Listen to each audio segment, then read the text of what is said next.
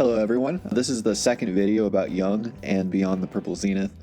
I wanted to clear some things up about the Anima character, Flora, and I just wanted to assure people that this part of the story is not what you think it is. And that's what we're going to get into today. In the vast landscape of the human psyche, there often exists a profound unspoken thirst. For Robert, this manifests as a life that has become, as he describes on page 109, domesticated, boring, and deflated. In Jungian psychology, this spiritual thirst is often a sign of disconnection from the anima, the inner feminine figure that serves as the bridge to our creative and emotional vitality. When a man suppresses his deeper truths in favor of a rigid plan, the anima is often projected onto the external world. He seeks in another person the wholeness he lacks within. Enter Flora. On page 145, Robert's projection begins instantly. To him, she is nothing less than a blonde goddess. Flora becomes the spark for his transformation.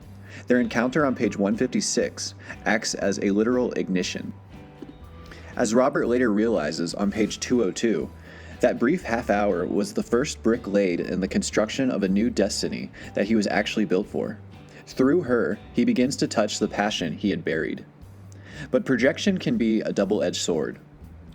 By labeling her a sex goddess on page 162, Robert moves her into the realm of mythology.